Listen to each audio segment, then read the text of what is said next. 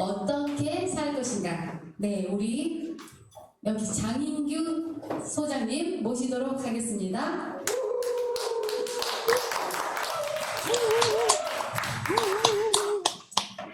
반갑습니다.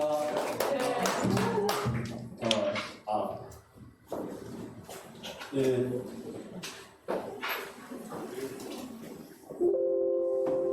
제가 여행을 참 좋아하는데요. 제가 몇 년 동안 남도 여행을 많이 다녔는데, 남도 여행을 다니면서 가장 자주 온 곳이 바로 순천이에요. 왜 제가 순천을 자주 오느냐면은, 일찍 참 책을 많이 읽었는데, 무진기획을 쓰신 김성옥 작가님, 그리고 오세암이라는 영화를 통해서 동화 작가죠. 전채봉 선생님을 만나면서 그분들이 다 지금 순천 출신들이거든요. 그래서 이 순천만을 배경으로 했던 무진기행을 읽고, 순천이 참 바다 근처에 바다를 끼고 있는 도시인데 그렇게 그 안개가 많나?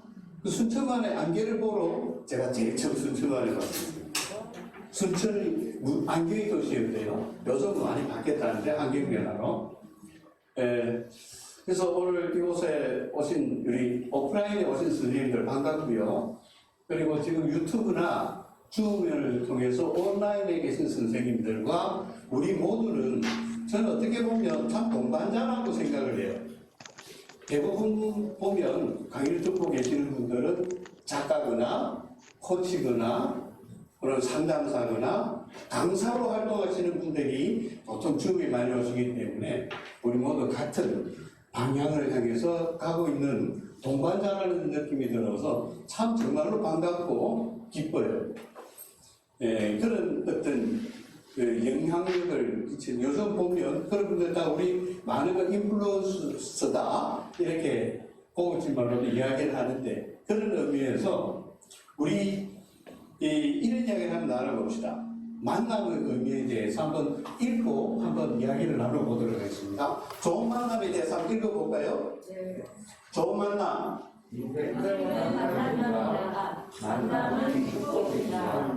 만남은 나라의 일입니다. 좋은 만남은 우리를 살아줍니다. 당신과 나의 만남을 통해 깨달음이 옵니다. 만남을 통해 우리는 은혜를 보게 됩니다. 자신을 깊게 보게 됩니다. 우리 안에 엄청난 가능성을 발견하도록 도와줍니다. 그렇습니다.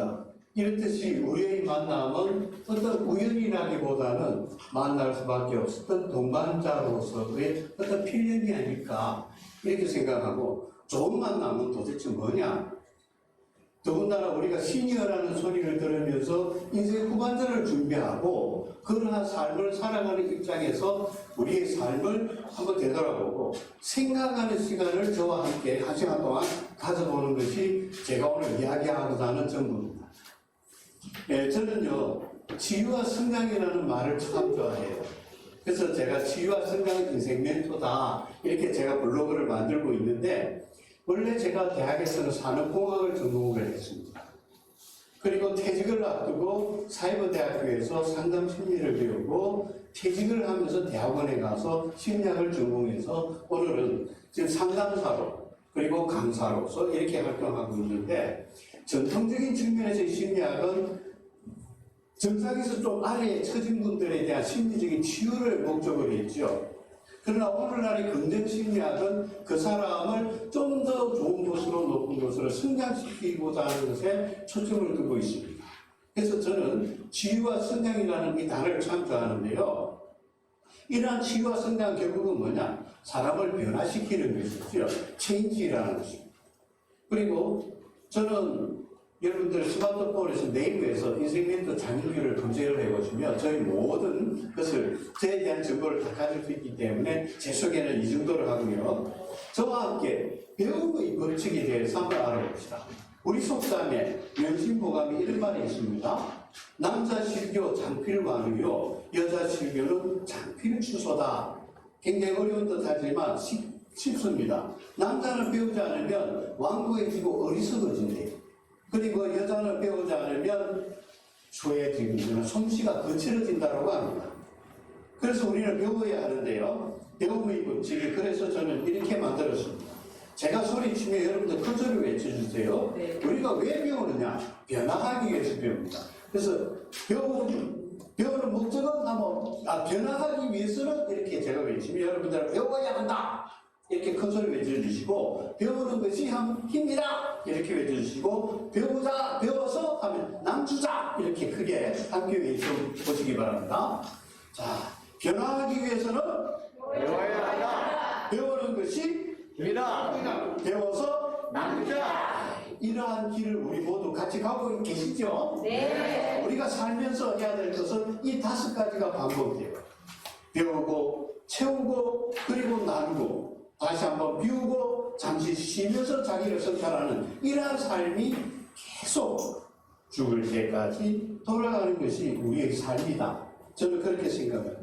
오늘 제 강의의 핵심은 제가 하는 모든 강의에 있어서 이 슬라이드 한 장으로 스팟 활동을 하는데, 이 스팟 활동을 하는 게 슬라이드 한 장에 이번 순천에 가서 시니어를 위해서 어떤 이야기를 할까 하고 제가 걸으면서 걷기를 하고 명상을 하면서 계속 머릿속에 담아왔던 것이 이 슬라이드 한 장을 가지고 1시간짜리 강의를 만들자 해서 오늘 그 만드는 것을 여러분들에게 오픈하고자 합니다. 자, 여러분들 생각해 보세요. 이 세상에 새는 세 마리의 새가 있다고 그래요. 이 세상에서 가장 멋진 새는 무슨 새일까요? 날새. 바로 그렇습니다. 역시 날새지요. 네. 세상에서 가장 사랑스러운 새는요? 날새. 네, 그렇습니다. 그렇다면 가장 행복한 새는?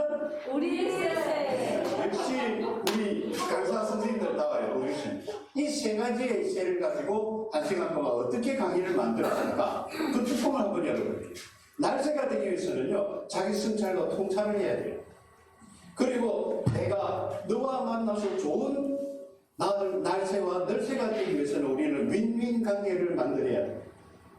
그리고 행복한 새가 되기 위해서는 서로 공존하고 상생을 해야 돼요. 이러한 3가지를 하기 위해서 날새가 되기 위해서는 꿈과 열정을 잃지 말아야 해요. 그리고 좋은 윈윈 관계가 되기 위해서는 서로 신뢰하고 상호 만족할 수 있는 관계여야만 해요. 그리고 행복한 우리일체가 되기 위해서는 함께 성장하고 함께 행복한 조직을 만들어가야 해요. 이것을 우리 말에서 찾아봤습니다. 도대체 날새, 널새, 우리일체는 우리 말에는 어떤 것으로 표현을 할까? 날새는요, 한 똥입니다. 제가 심리학 공부하면서 제일 첫 번째 받았던 레포트가 칼 로저스의 This is me를 읽고 나는 어떤 사람인가를 레포트 A4 용지 10장으로 쓰려고 그랬어요. 그래서 제가 고민했습니다. 도대체 나라는 사람은 어떤 사람인가? 칼 로저스는 This is me에서 자기를 어떻게 이야기했습니까? 우리는 흔히 네 도대체 많은 사람이고 하고 물었을 때 우물쭈물하고 대답을 못하면 어른들이 뭐라고 이야기했습니까? 빠집니다. 우리의 머릿속에는 을이 있어요. 그 을을 찾는 것이 자기 성찰이고 통찰입니다. 그리고 좋은 관계가 되기 위해서는요, 절대 내가 손해볼 짓을 하면 안 됩니다. 누구를 위해서 나는 나의 모든 100%를 손해봤다 하면 어른들이 뭐라고 합니까? 소갈머리입니다. 한 알입니다. 우리 알맹이를 고이 간직하고 나의 한 알이 소중하듯이 당신의 한 알도 소중하다 하는 관계가 될 때 윈윈 관계가 되죠. 그리고 행복한 우리가 되기 위해서는 울이 되어져야 돼요. 한 울입니다. 여기서 한 알, 한 얼, 한 울에서 한은 뭐냐? 가장 적은 단위가 하나죠. 하나. 그러나 가장 큰 것도 한입니다. 한밭 하면 대전이죠. 큰 밭. 그 다음에 한은 또 이런 것을 가지고 있어요. 한가운데라는 중심입니다. 즉 한은 가장 작은 데서 무한히 큰 데까지 걸쳐 있는 것이 한이고 그 중심에 있는 것도 한이에요. 그래서 대한민국이라는 나라는 대한, 큰 나라입니다. 큰 민족이 모여 있는 나라가 대한민국이에요. 그래서 우리는 우리 조국을 자연스럽게 생각할 필요가 있다고 생각합니다. 이 이야기를 여러분과 함께 풀어보도록 하겠습니다. 자, 나는 어떤 삶을 살고 있는가? 우리 인생을 한번 하루 24시에 담아서 생각해 봅시다. 100cc라고 치대라고 하는데 24시간 나이가 100세가 되겠지요. 낮 12시가 50세가 되는 나이입니다. 그 12시의 시간으로 본다면 지금도 시계는 이렇게 큰 소리가 우렁차게 시계는 돌아가고 있습니다.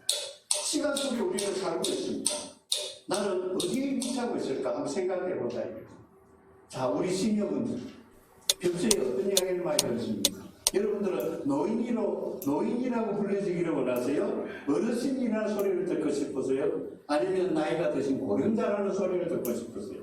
아니면 좀 더 심각한 실버라는 소리를 듣고 싶으세요? 아니면 지금처럼 시니어라는 소리를 듣고 싶으세요? 예. 우리 모두 시니어라는 소리를 듣고 싶대요. 그래서 시니어 코칭 센터고 오늘 우리 인생 은퇴 없는 나이 노부, 은나노도 시니어들을 대상으로 해서 앞으로 큰 사업들을 벌리고자 하는 것이죠.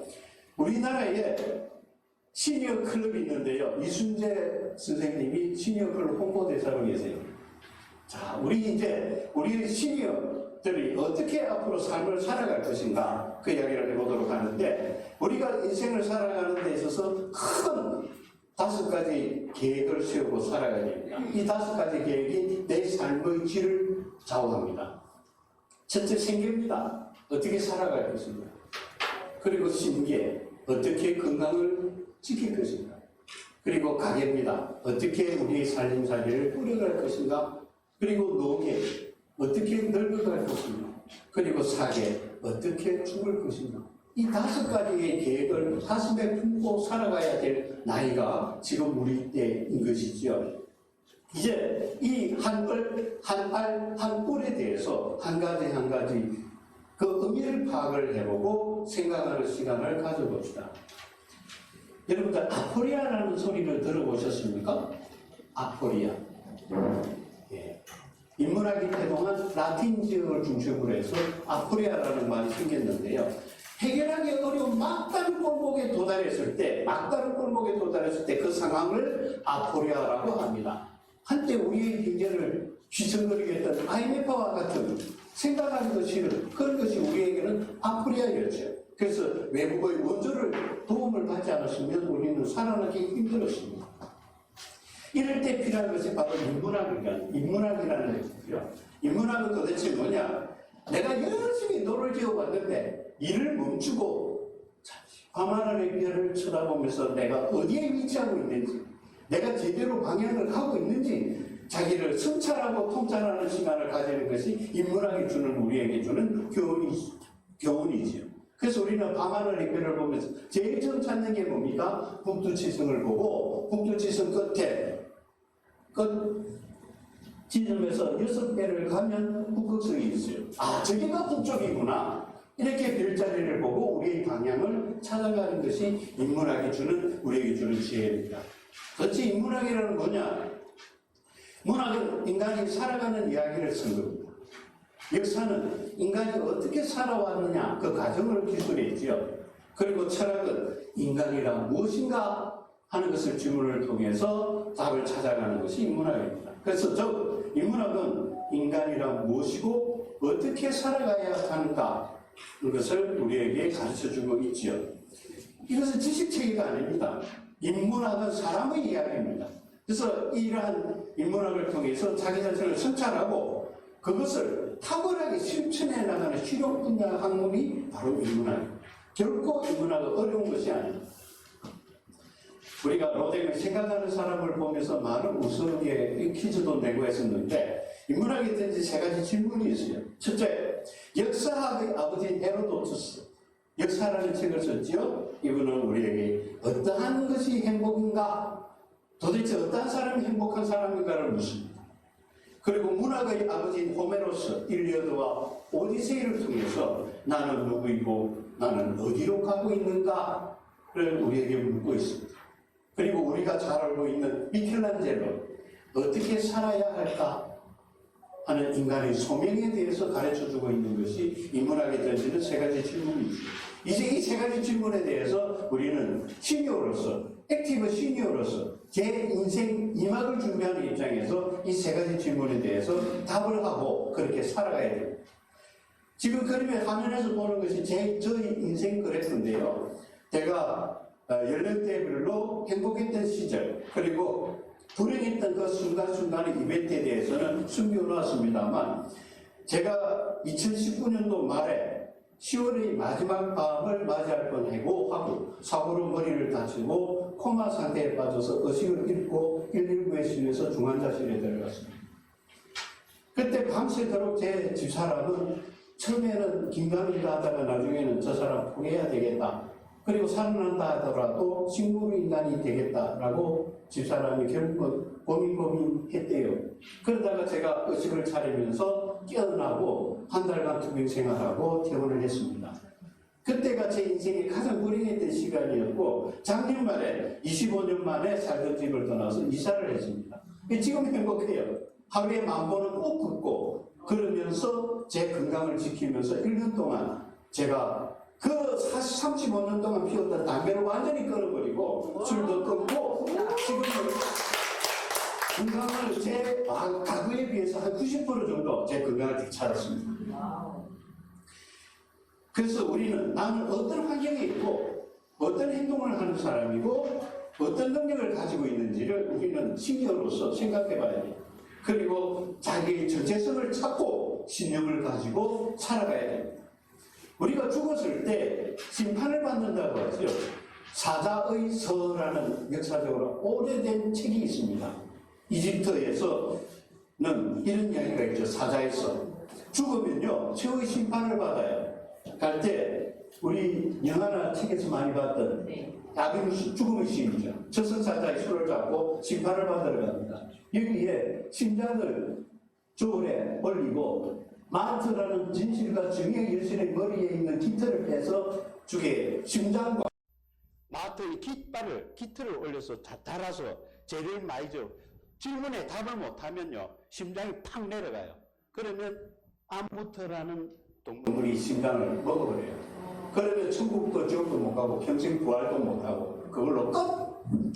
그러나 자신에게 맡겨진 미션을 찾아서 그 소명을 다해왔는가? 라고 질문에 네! 라고 답을 하면 심장이 올라가고 깃털보다도 가벼워져요. 그러면 천국으로 가든지 부활을 통해서 다시 태어난다고 하지요. 이게 사자에서에 있는 이야기인데 결국은 성찰은 뭐냐? 내가 해야 할 일을 아는 것이 깨달음이고 성찰의 시작이고 요즘 나나랜드라는 이야기 많이 들리시죠? 자연인 아주 좋아하는 프로인데요. 나답게 살다라는 겁니다. 그런데 여러분들 나나랜드를 보면서 텔레비를 보면서 좋다라고만 생각하지 마시고 이런 질문을 해보세요. 생각을 해보셨습니까? 도대체 나답게 산다는 것이 뭐지? 잘 몰라. 그럼에도 불구하고 나는 나답게 살기로 했다라는 책도 있고 한데 어디를 강의를 가더라도 책이나 강사들도 다 그래요. 나답게 살아야 해. 너는 너답게 살아야 해. 그게 행복한 삶이야. 라고 이야기를 많이 함에도 불구하고 진짜 궁금한 것은 이겁니다. 도대체 나다운 것이 무엇이냐? 나답게 사는 것은 어떻게 살라는 것이냐? 인생 2막을 준비하는 신경의 입장에서도 이제 인생이 뭐 어떻게 살지? 그러면 남은 인생을 어떻게 사는 것이 바람직한 삶일까 하는 자기의 소명을 찾아야 된다는 겁니다. 항상 우리의 감정과 생각은 오른쪽처럼 밝은 긍정적인 면도 있고 이런 어두운 부정적인 세상에서 우리는 동전의 양면처럼 같은 공간에서 살고 있지요. 우리 인간이 생각하고 느끼는 감정은 긍정적인 감정이 많을까요? 부정적인 감정이 더 많을까요? 압도적으로 부정적인 감정이 더 많습니다. 불안하고 걱정스럽고 두렵기 때문에 인간은 그것 때문에 살아서 존재할 수 있었어요. 회피하고 피하고 숨고 힘이 약하기 때문에 인간이. 자, 은퇴라는 것은 뭐냐? 은퇴. 우리는 보통 시니어들이 은퇴한 세대들을 이야기하죠. 은퇴는 이때까지 일을 위한 삶을 살았다면 이제 그것을 멈추고 살기 위한 일을 시작하는 때다. 이게 은퇴라는 겁니다. 자, 우리는 이때까지 일에만 목숨을 걸었어요. 내 삶은 포기하고 남이 시키는 대로 공부도 그래요. 부모가 시키는 대로 이거 전공해, 이거 가야 돼, 대학을 가야 돼, 이걸 배워야 돼. 저는 어머니 그림을 그리고 싶어요, 음악을 하고 싶어요. 그것 갖고 어떻게 먹고 살라고 너는 의사가 되어야 돼. 할아버지, 아버지도 의사가 돼. 남의 인생을 대신 살아왔어요. 직장에서도 마찬가지지요. 과장이, 차장이, 부장이 이 사람이 시키는 대로 하기 싫은데 먹고 살기 위해서 일을 해왔어요. 야근하라면 야근하고 휴일에도 출근하라면 출근하고 살아왔습니다. 안 그래요, 우리 시니어분들? 네. 그래서 내 삶은 없었어요. 이제 앞으로 인생 이모작은 일과 삶의 균형을 찾고 특히 살기 위해서 어떤 일을 해야 될 것이냐 하는 것을 찾아가야 됩니다. 그 사람이 물어봅니다. 삶이란 무엇인가? 라고 물어보면 삶을 글자를 쭉 길게 늘어뜨리면 사람이 된다고 그래요. 또 어떤 사람이 삶이란 무엇이냐? 매 순간순간의 합이 삶이래요. 맞지요? 그런데 어떤 사람은 그럽니다. 내가요, 사람 만나고 잘못된 사람을 만나고 내 평생 시세 조지고 보증하고 잘못했다가 내 재산 다 날리고 그렇다고 그래요. 저 사람이 왼수예요. 매 순간요, 선생님, 저는 매 순간순간이 괴로워요. 죽고 싶어요. 그래서 삶을 고대라고 합니다. 고생의 바다라는 것이지요. 왜 이렇게 삶이 어려우냐? 인생이 어려운 것은 바로 문제라는 것 때문에 그래요. 우리가 어떤 문제에 직면했을 때 문제가 해결하기 쉬워요? 어려워요? 어렵지요.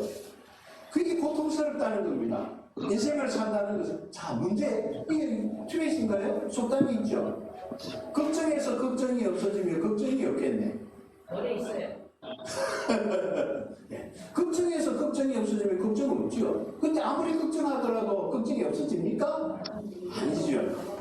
그래서 인생을 산다는 것은 뭐냐? 끊임없는 경험을 통해서 내적으로 성장해가는 것이 우리의 삶이고, 참 제 명함에도 있습니다만 제가 제일 좋아하는 말입니다. 수처작주요 입처계리라.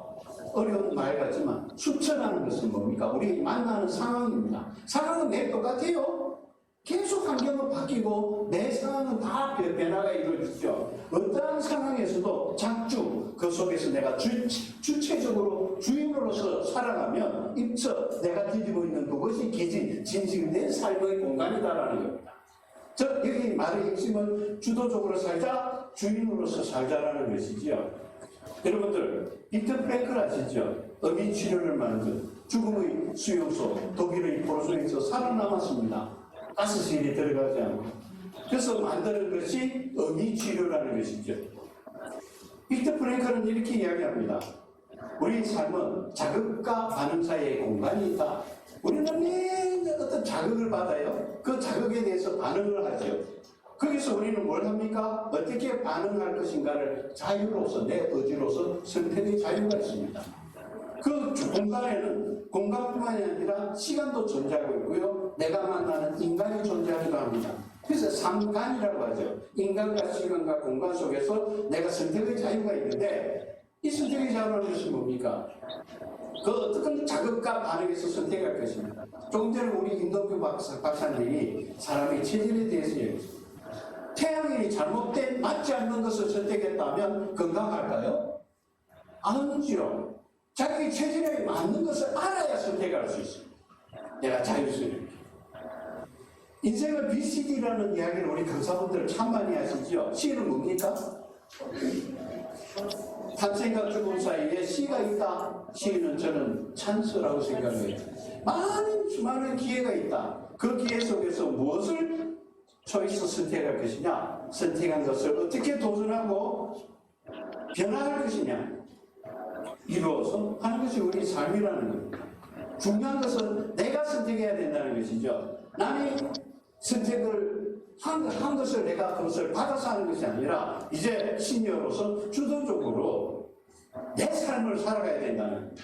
그게 자기 심리학에서 이야기하는 자기 결정성 이론인데, 모든 것은 내가 스스로 결정할 때 책임질 수가 있고 그 일을 몰입할 수가 있고 열심히 노력하게 된다는 겁니다. 이 바탕이 되는 것이 자율성이고 유능성이고 관계성인데, 앞으로 이 시니어 프로그램에서 이러한 기본적인 것을 하나하나 우리가 학습할 수 있는 시간을 가졌으면 좋겠습니다. 두 번째, 이제 한 알에 대해서 너를 한번 만나러 가보겠습니다. 자기 승찰과 통찰을 통해서 한 을을 제대로 굳건히 했다면 이제 너와의 관계에 있어서 한 알, 서로 소갈머리 있는 만남이 이루어져야 되겠다. 이 사람이 누구입니까? 공자. 공자가 이런 이야기를 하셨어요. 사람으로 태어나 인간이 되어라. 사람은 사람이고 인간은 인간이다. 똑같은 말 아니냐? 아닙니다. 사람은요, 생물학적인 존재를 사람이라고 해요.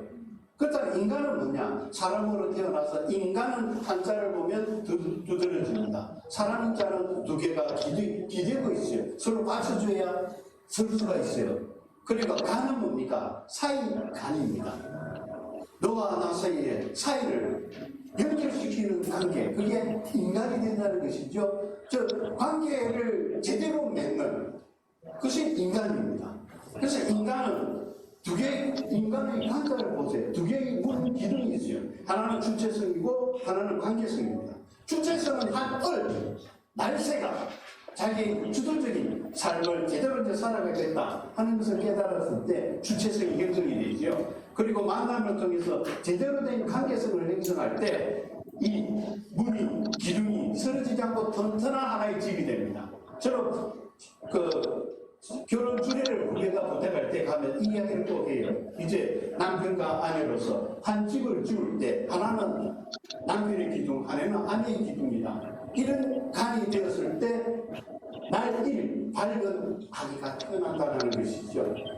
이렇게 든든한 굳건한 집을 만들어야 됩니다. 인간은 타인과의 관계를 통해서만 의미를 발견할 수 있고 의미 있는 삶을 살아갈 수가 있어요. 이제 관계에 있어서 첫 번째 관계는 가정에서의 관계입니다. 우리 시녀분들 가정에서 어떤 이름으로 불러주십니까? 부부로서는 부부관계가 있고 어른들이 아직 살아계시면 노부모와의 관계가 있고 자녀가 있으면 자녀와의 관계가 있고 이제 손자 손녀가 있으면 손자 손녀와의 관계에서 할아버지 할머니라는 소리까지 듣게 돼요. 우리 시니어들은 이제 직장을 떠났다 하더라도 이제는 가정이 행복한 일터의 중심이 되어져야 됩니다. 이제 가정이 나의 행복한 일터다 해서 가정의 행복을 꾸려나가야 돼요. 그 다음에 하나가 가족의 생활 중인데요. 가족도 신혼 부부일 때, 가족을 형성했을 때, 그리고 늙어 죽을 때, 자녀를 결혼시키고 노년기가 이를 때까지 그 연령대별로 가족에서의 내 미션도 달라져요. 자녀를 출가시키기 위해서 어떻게 내가 뒷바라지를 해야 되고, 이제 출가를 다 했으면 영감 할머니, 저 부부만 살았을 때는 이제 노부모로서 어떻게 이제 남은 삶을 살 것이냐 하는 것이 미션이 다 달라져요.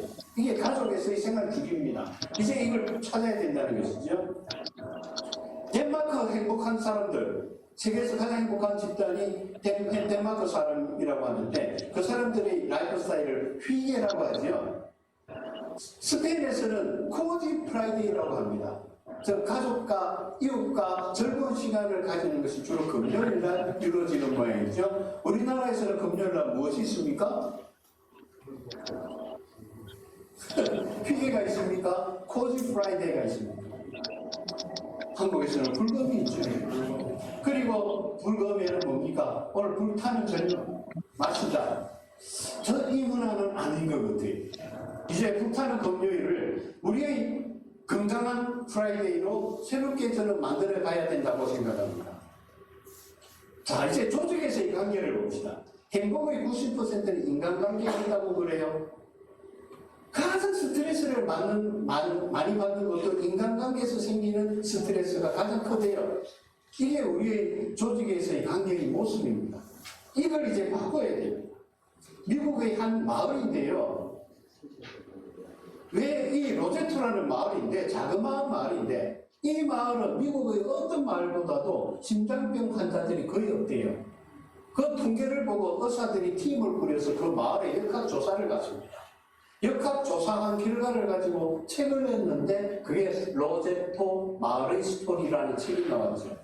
그 마을에 가니까 그 마을은 완벽한 커뮤니티, 하나의 공동체를 형성하고 있으면서 마을에 어른들이 지나가는 모습을 관찰해 보니까 김노인, 박노인이 만났어요. 한 10분 동안 길에서 이야기를 한다는 겁니다. 김노인, 어제 아들 군대에서 휴가 왔다며 잘 지내고 있는가?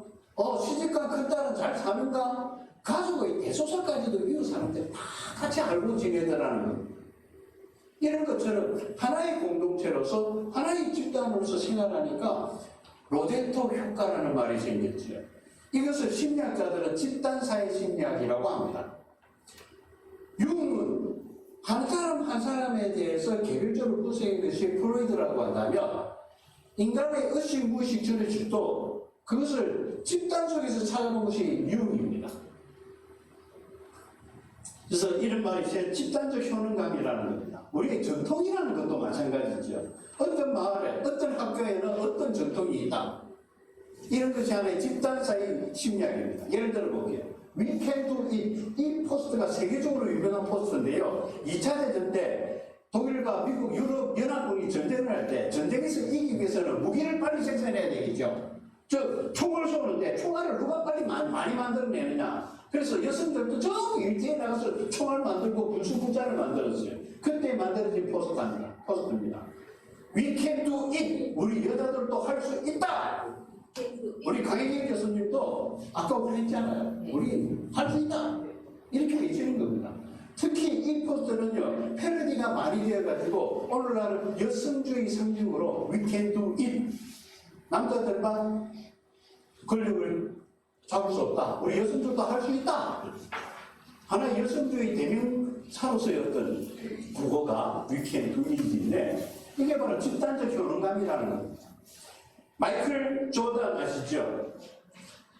재능은 게임에서 이기게 한다. 그러나 팀워크는 우승을 가져온다는 겁니다. 그 팀은 어떤 정신을 가지고 있길래 우승을 하느냐라는 것이죠. 그 집단 공동체의 정신입니다. 그래서 기업은 기업마다 기업 이념이 있죠. 제가 회사에서 직장 생활할 때 매년 캐치프레이즈를 만들 때 제가 그걸 만드는 일을 많이 했습니다. 2020년도는 어떤 것을 의미를 가지고 있는데 우리 구호를 명단 캐치프레이즈를 이걸로 하자. 이런 등등을 하나의 그것을 만들고 교육을 시키고 집단 교류감을 높이는 작업들을 많이 하게 되죠. 오늘날 삼성이든 LG든 제가 본다면 LG에서는 뭐 또 기업 이념이 각 조직마다 다른 듯이 그 조직의 정신은 그룹의 그 기업의 특성들을 또 나타내요. 사상 체질로 이야기한다면 삼성, LG, 현대, 대우가 다 또 구분이 돼. 그쪽 같은 느낌. 여러분들이 잘 아는 누굽니까? 예, 어린 왕자요. 처음 만났을 때, 지구별에서 만났을 때, 어린 왕자가 여우한테 너 나하고 친구할래? 친구 먹자라고 했어요. 그럴 때 여우가 no 했습니다. 왜? 나는 내가 아직 길이 안 떨어졌어. 너 나하고 친구하려면 너 나를 길들여야 돼. 그게 강경입니다. 그런 존재가 되어져야 된다는 것이죠.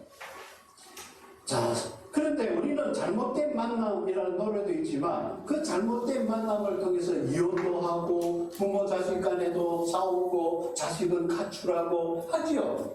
우리 주위에서 많이 봅니다. 왜 한참 커야 될 우리 어린 아이들이 잘못된 부모나 이모 이런 사람을 만나서 그 세상 피지도 못하고 어린 아이들이 목욕탕에서 물고문당해서 죽고 얼마 되지 않았잖아요. 왜 이렇게 되느냐? 우리는 관계 속에서 또 상처를 많이 받아요. 상처 입지 않고 어떻게 행복해 줄 수 있는 관계를 만들 것이냐? 우리가 잘 알고 있는 시인이 이 연탄재를 가지고 시를 썼어요. 잘 아시죠? 함부로 연탄재 차지 마라. 너는 언제 연탄처럼 다른 사람에게 따뜻한 뜨거움을 제공해 준 적이 있느냐? 그래요. 함부로 발로 차서는 안 됩니다. 자, 우리 여러 사람들이 똑같은 손의 모양을 보세요. 똑같은 손의 모양을 하고 있지요. 맞습니까? 네. 자, 수화 아시죠? 하나 배워보십니다. 알파벳입니다. I, L, U. 자, I, L, U 뭡니까? I love you. 이게 수화입니다. 수화로서 요람은 나는 당신을 사랑합니다 라는 뜻이에요. 자, 이게 소통이지요. 자, 선생님들 저한테 이래보세요. 저 사랑하신다. 감사합니다. 자, 이렇게 서로 소통을 하기 위해서는 상호 신뢰하고 믿을 수 있는 관계여야 되고 그 관계의 만남을 통해서 내가 만족해야 돼요. 그래서 우리는 공감으로 소통해야 됩니다. 공감으로 소통하기 위해서는 공감 소통 능력이 있어야 돼요. 그렇지만 소통이 쉽게 됩니까? 그래서 소통은 학습을 통해서 배워야 됩니다. 제가 심리학 상담을, 집단 상담을 공부하면서 한상담이라는 것을 공부하면서 2년간 집단 수련을 받았는데요. 대부분 다 말법입니다. 공감을 소통하기 위해서 그런 말법을 우리는 배워야 된다는 거죠. 그래서 소통은 기술입니다. 제르미 리프킨이라고 유명한 분이죠. 3차 산업혁명에 대해서 책을 쓰신 분인데 이분이 쓴 책 중에 하나가 공감의 시대입니다. 인간은 공감의 동물이다. 그래서 만물의 영장이 되었다라는 겁니다. 동물 중에서 서로 공감할 수 있는 능력을 가진 뛰어난 공감 능력을 우리 인간들이 가지기 때문에 만물의 지배할 수 있다고 하지요. 이것을 어떻게 이것이 공감할 수 있는 것이 가능한가? 우리 머릿속에는 거울 뉴런이라는 게 있어요.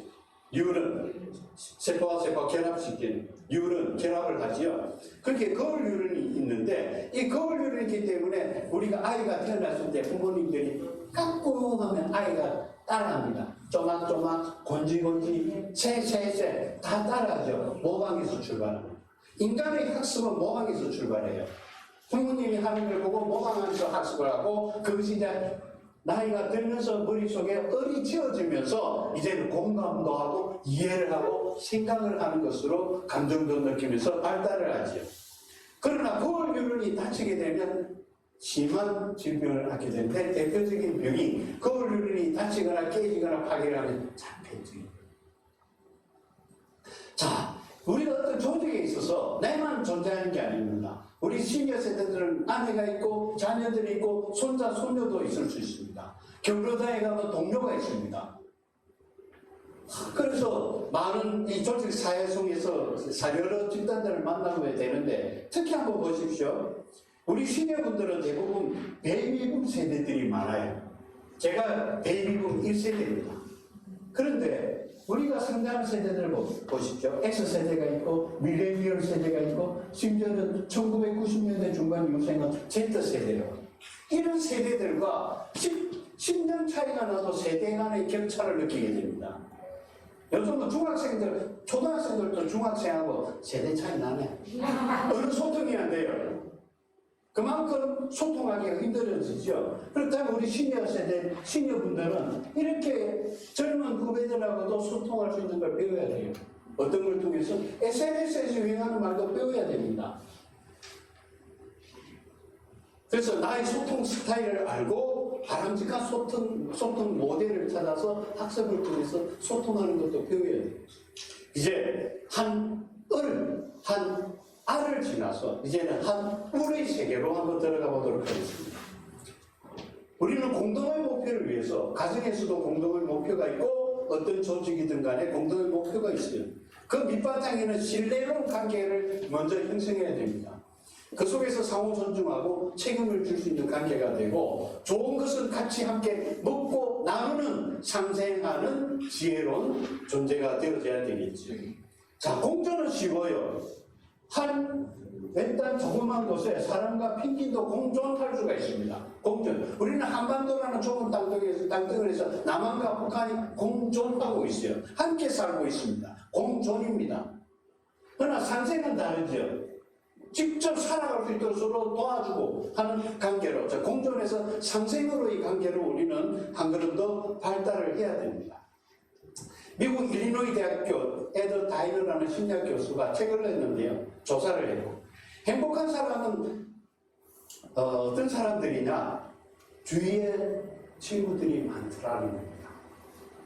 많은 사람들과 어울려 지내는 사람들이 행복하더라는 것이지요. 그래서 나온 책이 커넥티드라는 책인데 이 책에서 주장하는 게 그거예요. 행복은 전염된다라는 겁니다. 미국의 지도인데요. 행복한 사람과 그보다 행복하지 못한 사람들의 살고 있는 마을의 분포도를 걸어보니까 행복한 파란색은 저끼리 모여 살더라는 겁니다.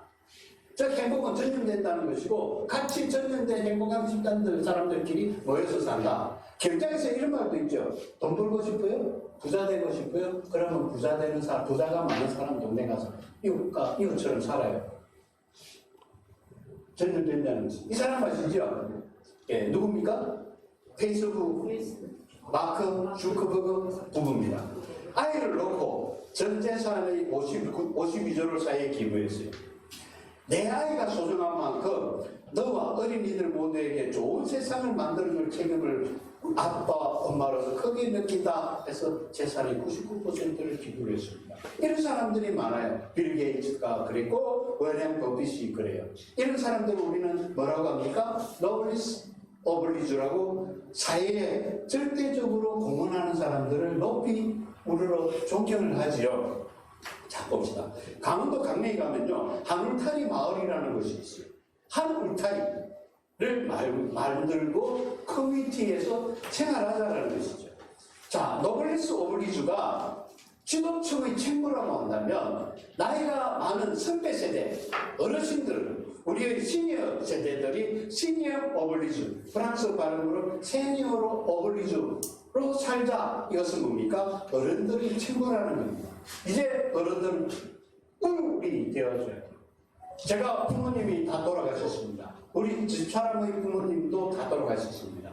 이제 집사람과 저는 이제 우리 흔히 말로 이제 우리 고아됐다 라고 하죠. 부모님이 다 돌아갔을 때 우리는 어떤 이야기를 많이 합니까? 야, 이제 꿀이 없네. 그런 이야기 하잖아요. 이제 내가 기댈 곳이 없다라는 것이, 기대는 것이 꿀입니다. 그런 울타리가 되어져야 된다는 거예요. 자, 여기 볼런티어가 있는데 123만 명의 볼런티어가 머릿속에 떠오르는 것이 있습니까? 볼런티어가 123만 명이 우리나라에서 일어난 기준입니다. 세계 언론이 깜짝 놀랐습니다. 바로 이것입니다.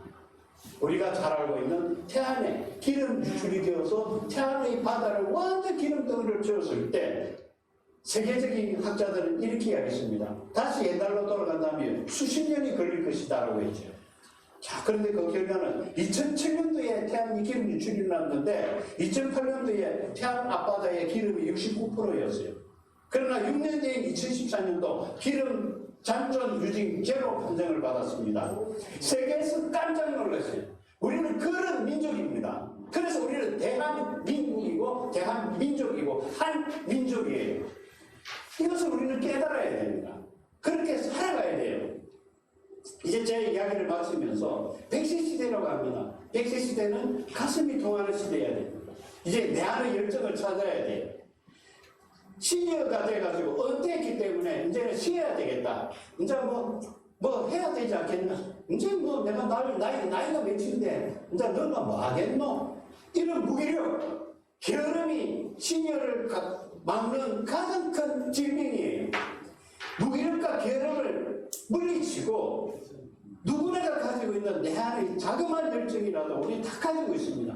그것을 한을 통해서 자기 성찰과 통찰을 통해서 내 안에 있는 열정을 찾아야 됩니다. 그게 출발점이에요.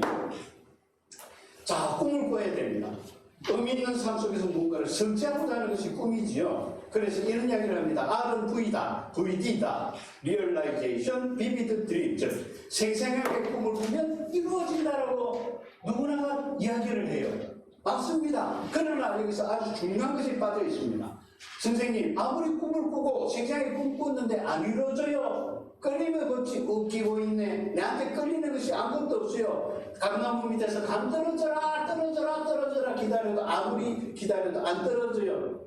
무엇이 빠졌습니까? 확실하게 이루어질 수 있다는 자기 확신이 있고 자기 확신을 가지고 꾸준한 노력이 뒷받침되어질 때만이 꿈이 이루어집니다. 그것을 생생하게 꿈을 꾸고 해내겠다는 확신을 가지고 그것을 꾸준하게 노력해야 돼요. 이것이 성공으로 가는 것이고 어떤 사람은 이것이 안 되기 때문에 실패하게 되면 나는 능력 없는 존재다고 주저앉아 버려요. 그러나 끊임없이 내가 배움을 통해서 성장할 수 있다. 실패도 실수도 하나의 과정으로 생각하고 경험으로 생각한다면 그것이 밑거름이 된다는 것이죠. Gets away at the Iffley ground. Now, with Chris Brasher setting the pace in front, he's decided that this is the right moment. Bannister's old friend and rival, Chris Chataway, is in third place, waiting his time to take over as pacer.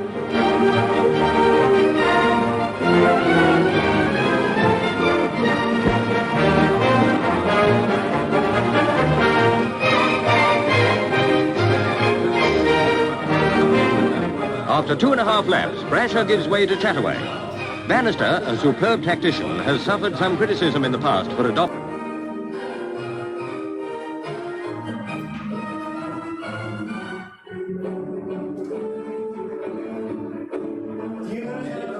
We'll see the famous Bannister burst. And here he comes. Bannister goes streaking forward with about 250 yards to the tape. Just look at his action as his long legs carry him nearer that world record.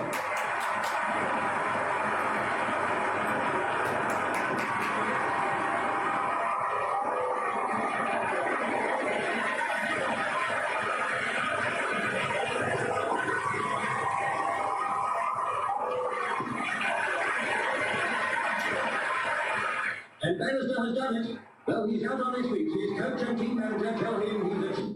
지금 방금 여러분들은 역사적인 우리 인류에 있어서 아주 유명한 역사적인 장면을 함께 목격하셨습니다. 왜 저게 역사적인 장면이냐? 영국 육상의 별 로저 베니스트가 1954년도에 금메달을 딴 건데요. 인간은 1마일을 달리는데 4분벽을 깰 수 없다는 것이 고정관념입니다. 아무리 잘 달리는 사람도 1마일에 4분벽을 깬다는 것은 불가능하다. 그런데 그 1마일의 4분벽을 최초로 깼다는 것이 바로 이 장면이에요. 3분 59.4초. 그런데 이 4분벽이 한번 깨어지니까 어떤 결과가 이루어졌느냐. 한 달 만에 10명이 달성을 했고요. 1년 뒤에 37명이 달성을 했고요. 2년 뒤에는 무려 300명 이상이 그 기록을 깼습니다. 이게 뭐냐. 우리가 시니어로서 인생 2만을 살아간다면 현재 내가 이때까지 배운 것은 이것밖에 없고 내가 하는 일이라고는 예를 들어서 어떤 일, 청소하는 일, 기계 닦는 일, 뭐 이런 것밖에 없다. 내가 이제 남은 생활 100세 시대라고 하지만 그냥 참 고달프다. 앞으로 30년, 40년 더 살아야 되는데 참 끔찍하다. 이렇게 우리는 생각하고 있어요. 그것을 우리는 심리적 장벽이라고 합니다. 내가 어떤 심리적 장벽을 가지고 있으면요, 그걸 허물을 생각을 못해요. 이제 이런 심리적 장벽을 깨야 됩니다. 앨리스 인 원더랜드, 이상한 나라의 앨리스라는 영화도 있었죠. 겨울왕국에도 나온 이야기인데 이 여왕의 머리가 빨갛지요. 그래서 레드킨 이펙트라는 것이 유명한 학자인 책에 논문에 발표됐는데요. 이런 이야기입니다. 앨리스의 손을 잡고 레드킨이 달려요. 앨리스가 묻습니다. 왜 이렇게 빨리 달려요? 여왕님 하니까 레드킨이 이렇게 이야기합니다. 우리가 숲을 벗어나려면 숲보다 빨리 뛰어야 돼. 이것이 레드킨 이펙트인데요. 리반 베일런이라는 사람이 논문에서 이렇게 하겠습니다. 진화하는 생물의 종들 사이에는 끊임없이 경쟁이 존재한다는 이론이죠. 4차 산업혁명 시대에도 3차, 2차, 1차 어느 시대든 간에 어떤 집단은 다 모두 경쟁하는 관계였습니다. 우리 학교 교실에서도 그렇죠. 시험 다 경쟁 상대입니다. 모든 것이 경쟁으로 이루어진다는 것이죠. 거기서 이기는 사람이 진화하고 성장하고 발달하고 살아남는다라는 이것이 그 레드킨 이펙트라는 것인데 결국은 뭡니까? 변화라는 것이죠. 변화를 통해서 성공을 해야 한다. 랄프 에머슨이 이런 성공에 대해서 시를 썼어요. 여러분들 다 해석하시죠? 제가 도움을 조금 드릴게요. AI의 도움을 받아서 리얼 번역을 해봤습니다. 한번 읽어볼게요. 여기 행복의 성공이란 뭐냐? 건강한 것 한번 읽어보겠습니다. 시작. 건강한 아이들을 낳는 늘 정원을 가꾸는 사회의 환경을 지원하는 저희가 태어나기 전보다 세상을 조금이라도 더 살기 좋은 곳으로 만들었는가? 자신이 그곳에서 살아있으면서 사람을 보는 더 행복해지는 것을 이것이 진정한 소원이다. 우리 시니어분들, 이제 가정에서는 제일 어른이십니다. 그리고 좀 더 나이가 되면 이 사회에서의 어른이 되고 대한민국의 어른이 됩니다. 이제 내가 우리 가정에서 우리의 역할을 제대로 하고 있냐? 우리 마을에서 내가 우리냐? 우리 큰 대한민국에서 어른으로서의 내가 책무를 다하고 있냐? 자리 역할. 내가 죽었을 때 우리 가족들이 아버지, 어머니, 당신의 자식으로 태어나서 너무나 행복했습니다. 아버지, 어머니는 너무나 많은 것을 저희들에게 주고 가셨습니다. 많은 것은 재산만이 아닙니다. 정신이라든지 건강이라든지 올바로 내가 자식으로서 살아갈 수 있도록 그렇게 지혜롭게 살아갈 수 있도록 아버지, 어머님은 저에게 많은 영향을 주고 가셨습니다. 이런 소리를 들어야 되지 않겠습니까? 그게 어른으로서의 책임이고 어른으로서의 어른 역할을 제대로 하는 것이죠. 여기에 더 나아가서 의미 있는 삶에 대해서 이야기할 사람이 있습니다. 바로 이 젊은 친구들이죠. 누굽니까? 세계 최고의 기업 가치를 자랑하는 구글을 창립한 두 친구입니다. 세르게이 레리 페이지와 세르게이 브린. 여기 이 친구 오른쪽에 있는 친구가 레리 페이지, 이 친구가 세르게이 브린입니다. 이 두 친구가 공동으로 구글을 창업할 때 나이가 몇 살이었습니까? 불과 24살. 그런데 오늘날 구글은 어떻습니까? 어떤 기업입니까? 상상을 초월하는 부를, 사회를 만들고 있지요. 우리가 이렇게 줌으로 학습할 수 있는 언택트 시대를 살아갈 수 있는 것도 어떻게 보면 구글의 힘을 굉장히 도움을 받고 있지요. 자, 이 두 사람들은 이렇게 이야기합니다. 어떤 것이 의미 있는 삶이냐? 내가 꿈꾸는 의미 있는 삶이란 문제를 파악하는 일, 그리고 문제 해결에 도전하는 일, 그리고 마침내 해결에 성공하는 일, 그리고 성공을 통해 세상을 바꾸는 것이 진정한 의미 있는 삶이다. 이런 정신을 가지고 이 기업을 이끌어가고 있지요. 로마 시스티나 성당 천장 벽화를 그린 미켈란젤로가 시스티나 천장 벽화를 열심히 그리고 있는데 교환 직원이 지나가면서 선생님 이거는 일반 오는 사람들이 눈에 띄지도 않고 보이지 않는 것이에요. 뭐 그렇게 땀을 내가면서 열심히 할 필요가 없어요 하니까 미켈란젤로가 이렇게 이야기했다고 하지요. 내가 보고 있다네. 아무도 안 보지만 내가 현재 하고 있는 일에 대해서 열과 성을 다해서 땀을 내가면서 최선을 다했다는 것이죠. 그러면서 이렇게 이야기했습니다. 앙코라 임파로, 우리말로 하면 나는 아직도 배우고 있다. 이것을 우리 인류를 통해서 인류에게는 호모 사피엔스를 넘어서 호모 에루디티오라고 이야기를 하죠. 호모 에루디티오는 평생 학습하는 동물이 인간이다라는 겁니다. 함께 읽어보겠습니다. 책 시작. 그들은 바다가 바뀌고 그를 쓰면 말이 바뀌어 공로를 하면 생각이 바뀌고 실천을 하면 생각이 바뀌어 그들의 인격이 바뀌고 인생이 바뀐다. 바로 호모데우스에서 호모데우스라는 건 뭡니까? 호모는 인간, 호모, 데우스는 신을 라틴어로서 신, 갓을 God, 갓을 데우스라고 해요. 그 호모데우스, 인간이 되어 신이 되었다라는 것이죠. 책을 읽고, 그래서 저는 책을 읽는 것을 제가 이름을 붙였습니다. 이 책은 생각의 전문이다. 여기서 우리 생각을 키우자는 것이죠. 그래서 시녀로서 앞으로 살아가는 데 있어서도 니는 뻔한 사람이라는 소리를 들으면서 사실래요? 변한 사람이라는 소리를 듣고 사실래요? 아빠 이제 은퇴하시더니 가정에 와서 열심히 일하시고 아빠가 변했다, 엄마가 변했다, 변한 사람이라는 소리를 들어야 되겠습니다. 이제 앞으로 한 꿀이 우리 시니어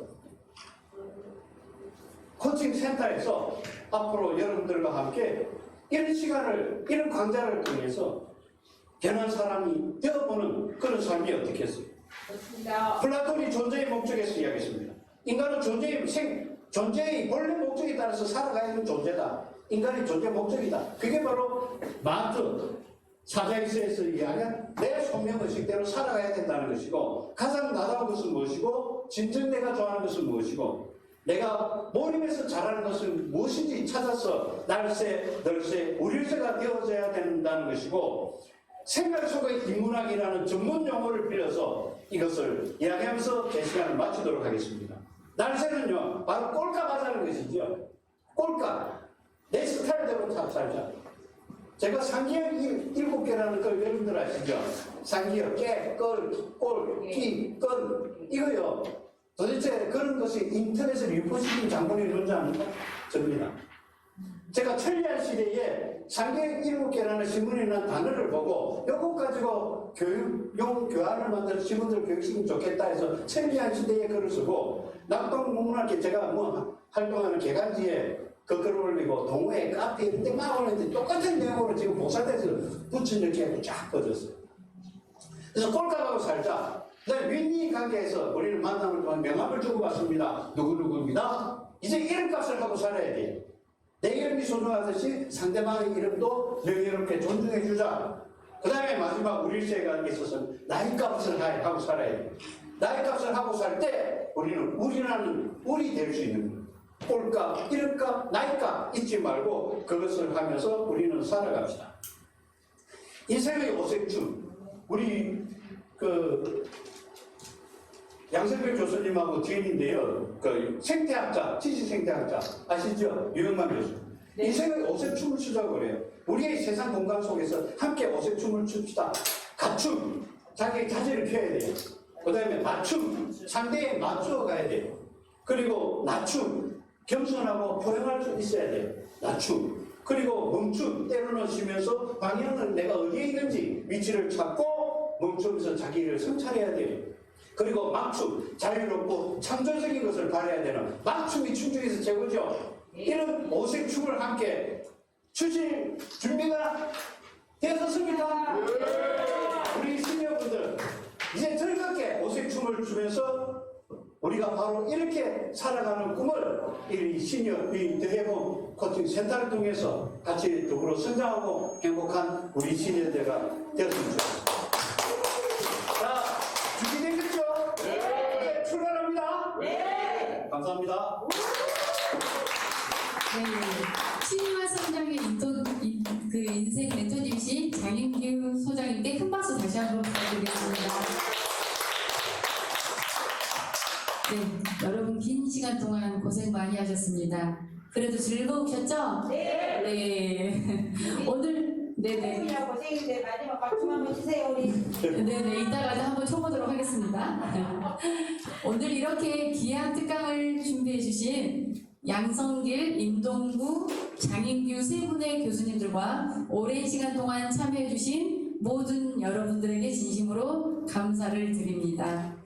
저희 더해봄 시니어 코칭 센터에서는요, 더욱 다양한 프로그램으로 시니어의 삶을 응원하고 코칭해 드리는데 최선을 다하도록 하겠습니다. 네. 그리고 다음 주는요, 제2회 은나노 특강 시니어를 위한 성공의 법칙 홍석기 교수님 편이 준비되어 있고요. 매주 금요일 저녁에는 은나노 무료 특강과 토요일 저녁에는 우리 정영수 PD의 조금 특별한 강의, 조특강이 진행됩니다. 그리고 3월부터는요, 주중에 온 오프라인을 통해 HB 캠퍼스 강좌를 개설하고요, 심화된 교육과 인증 과정을 진행할 것입니다. 여러분들의 많은 관심과 적극적인 참여를 부탁드리며 오늘 은나노 3인 3세 특강을 모두 마치도록 하겠습니다.